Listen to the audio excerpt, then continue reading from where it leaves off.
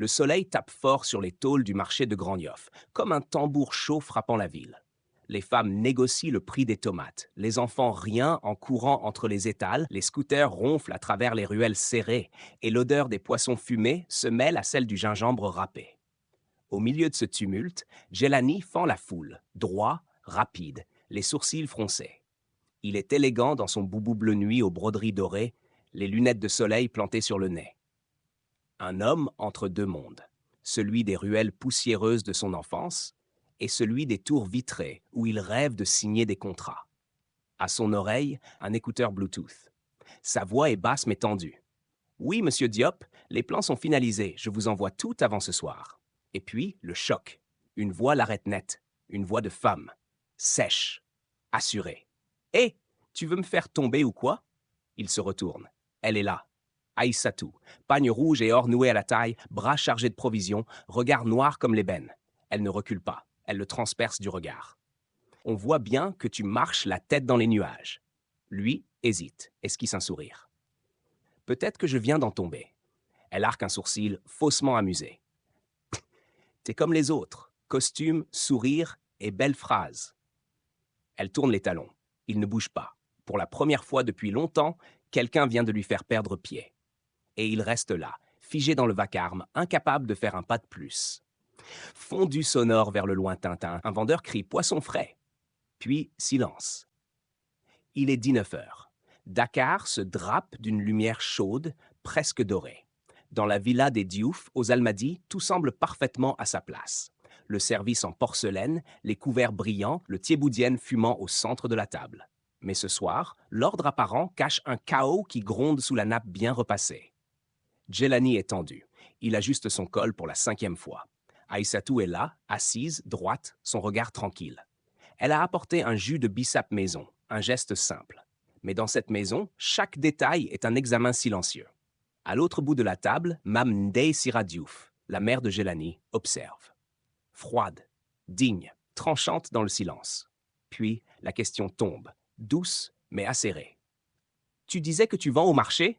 C'est temporaire, j'espère? Aïssatou lève les yeux. Je ne vends pas, madame. Je gère. Un comptoir d'épices que j'ai créé seul. Un silence glacial. Jelani fixe son assiette. Il entend la voix de sa mère, mais il n'arrive pas à l'arrêter. Mon fils est diplômé, respecté, brillant. Il mérite une femme à sa hauteur. Pas une marchande de piment. Pas un mot de trop dans la bouche d'Aïssatou. Juste un souffle. Puis elle se lève lentement. Je ne suis peut-être pas de votre monde, mais votre fils, lui, a su vivre dans le mien. Et il m'a choisi, jusqu'à preuve du contraire.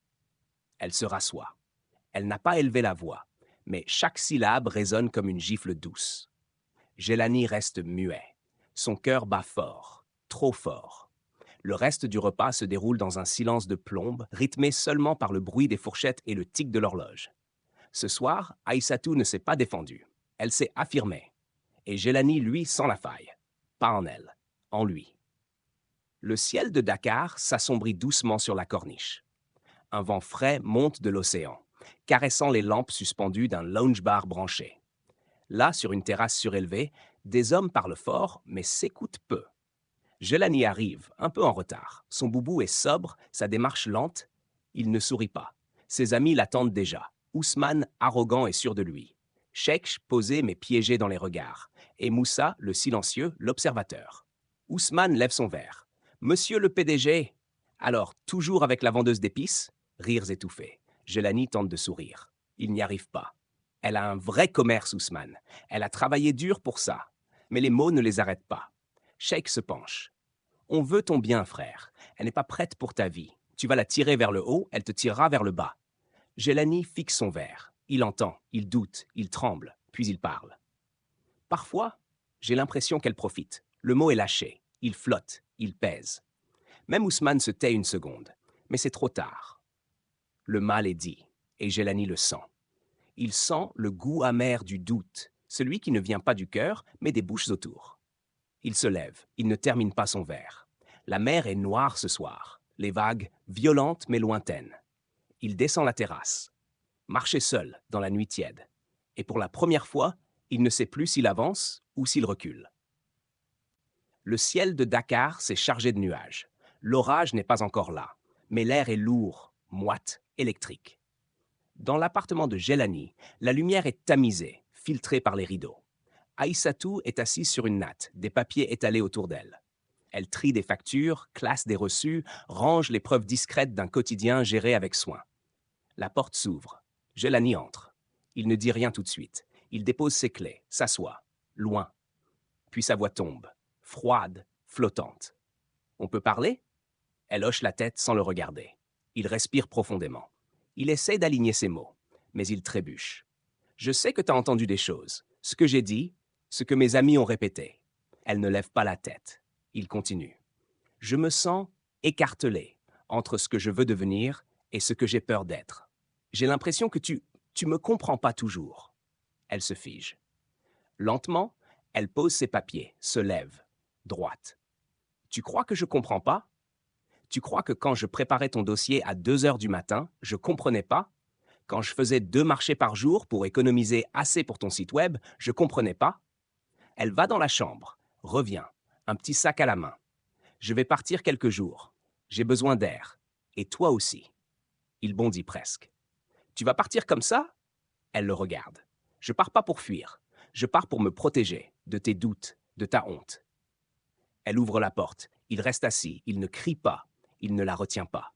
Et quand la porte claque, elle emporte avec elle ce qu'il n'a pas su défendre. Un silence. Seul Jelani fixe les papiers sur le sol. Et dans ce silence, l'orage commence. Il est 9 heures. Le ciel de Dakar est voilé. Un gris pâle comme le cœur de Jelani. Il est assis seul dans un petit café de la Médina, une tasse de café tout bas devant lui. Il ne le boit pas. Il le regarde. Il pense. Une silhouette entre. C'est Moussa. Toujours discret, toujours en retrait. Mais aujourd'hui, c'est lui qui parle. Il s'installe en face. Pas de blague, pas de sourire. Faut que tu saches un truc. Jelani relève la tête, méfiant, curieux. Moussa sort son téléphone, fait défiler, s'arrête, le pose. Tu te souviens de ce virement, il y a quelques mois? Celui qui t'a sauvé la mise quand ton prêt a été refusé? Jelani acquiesce. Tu pensais que c'était ton oncle? Oui, il m'a dit qu'il l'avait fait. Moussa secoue lentement la tête. C'était pas lui, c'était Aïssatou. Elle a vendu ses bijoux. Elle a pris un crédit au nom de sa tante. Elle m'a supplié de ne rien te dire. Elle voulait pas que tu la regardes comme une bienfaitrice. Elle voulait juste t'aider. Le silence s'écrase. Jelani reste figé. Tout s'aligne. Les repas préparés, les nuits de veille, les sacrifices silencieux. Et toi, tu l'as traitée de profiteuse. Tu t'en rends compte maintenant? Il ne répond pas. Il fixe le sol. Sa gorge se serre. Sa poitrine est un piège. Il se lève lentement. L'air lui manque. Il murmure. Elle est où? Chez sa tante. Elle parle peu, mais elle écoute. Jelani sort du café. Il ne sait pas encore ce qu'il dira. Mais il sait que pour la première fois depuis longtemps, il marchera droit. Le soleil descend lentement sur Yoff. La mer respire doucement. Les vagues viennent mourir sur le sable. C'est l'heure où la ville se tait et où les vérités montent à la surface. Jelani est là, debout sur un rocher, face à l'horizon, comme s'il cherchait ses mots dans l'océan. Derrière lui, 3 silhouettes s'approchent. Ousmane, Cheikh, Moussa. Ils ont reçu son message. « Rejoignez-moi, j'ai des choses à dire et à finir. Pas de rire cette fois, pas de blague. » Jelani se retourne. Sa voix est calme, tranchante. « Je ne suis pas venu pour discuter. Je suis venu pour mettre les choses au clair. » Ils se taisent, ils écoutent. Vous m'avez fait douter d'elle. Vous m'avez fait croire qu'elle n'était pas assez. Et moi, j'ai été assez lâche pour vous croire. Cheikh baisse les yeux. Ousmane hausse les épaules, déjà sur la défensive. « Frère, tu vas pas gâcher une amitié pour une femme, quand même? Non. Je vais briser une illusion pour une vérité. » Jelani avance d'un pas. Cette femme, Aïssatou, m'a financé dans le silence. Elle a cru en moi alors que moi-même je me mentais. Et vous, vous l'avez insultée, dénigrée, sans la connaître. Il inspire, profondément. Si c'est ça votre monde, je n'en veux plus. Ousmane rit nerveusement. T'es devenu poète maintenant? Mais Jelani ne réagit pas. Il regarde Moussa, Cheikh, puis tourne les talons. Gardez vos opinions. Moi, je vais retrouver ma vérité. Il s'éloigne, seul sur le sable, le vent souffle plus fort, il ne regarde pas en arrière, parce qu'enfin, il avance. Le matin est tiède à Anne-Mariste. Les maisons sont encore plongées dans un calme rare, suspendu. Les rues sont propres, les enfants murmurent des jeux, et l'air sent la poussière sèche d'une ville qui prie. Aïssatou est seule. Sa tante est partie au marché. Elle sirote lentement un café tout bas, assise sur un tabouret en bois, le regard perdu dans le vide. 3 coups. Discret. Hésitant, mais clair. Elle se lève, ouvre, et il est Lani. Pas comme avant. Pas le costume, pas le masque. Juste un homme, debout, une enveloppe à la main. Salut. Elle ne le fait pas entrer. Pas encore. Il baisse légèrement les yeux. Sa voix est nue. Je suis pas venu te demander pardon. Je suis venu te dire que je t'ai vu. Enfin, et que j'ai honte d'avoir mis du temps. Elle reste immobile. Il tend l'enveloppe. Les documents du projet. Ton nom est dessus maintenant, officiellement. Parce que sans toi, rien de tout ça n'existe.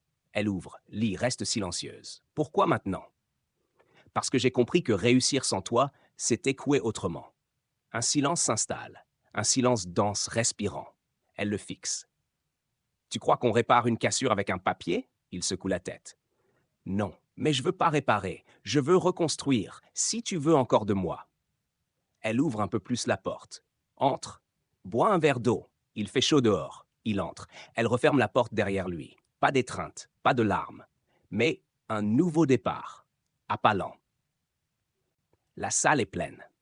À la Maison de la Culture d'Outasek, les sièges sont occupés par des figures connues, des visages souriants, des caméras prêtes. C'est la cérémonie des jeunes leaders de demain.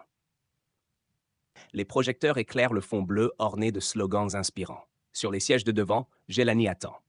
Calme, présent, prêt. À sa droite, Aïssatou. Boubou ivoire, silhouette droite, regard tranquille. Elle ne cherche pas à briller. Elle l'est. Le nom de Jelani résonne dans les haut-parleurs. Applaudissements. Il monte. Son pas est lent, assuré. Il prend la parole. Il tient la plaque dans une main.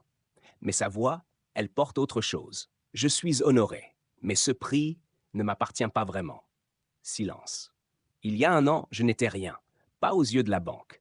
Pas aux yeux des décideurs. Mais aux yeux d'une femme, j'étais tout. Tout se tourne vers Aïssatou. Elle m'a soutenu, nourri, protégé. Elle a cru en moi, même quand je l'ai trahi par mes silences et mes lâchetés. Il descend une marche, s'approche du bord de la Seine. Aïssatou Sow, ce projet est aussi le tien. Ce prix te revient. Devant tous ceux qui ne t'ont jamais regardé. La salle se tait, puis se lève. Applaudissements. Long, vrai. Aïssatou se lève, monte lentement. Ils sont face à face. Il tend la main, elle le regarde. Elle ne la prend pas. Elle l'enlace. Et dans ce silence vibrant, un homme s'est racheté. Et une femme a été reconnue. Enfin. Merci d'avoir écouté cette histoire jusqu'à la fin. Si vous avez ressenti ne serait-ce qu'une émotion, une tension, un frisson, alors abonnez-vous dès maintenant pour ne rater aucun nouvel épisode ni aucune nouvelle série audio aussi poignante. Et vous, avez-vous déjà jugé quelqu'un sans connaître toute son histoire? Dans cette histoire, qui avez-vous le plus compris? Jelani ou Aïssatou? Pensez-vous que l'amour peut survivre à la honte publique? Auriez-vous pardonné à la place d'Aïssatou? Dites-nous en commentaire ce que vous avez ressenti. Vos retours sont précieux. Vos mots font vivre nos récits. Et surtout, partagez cette histoire à quelqu'un qui a besoin d'entendre que la vérité finit toujours par éclater. On se retrouve très bientôt pour une nouvelle série originale.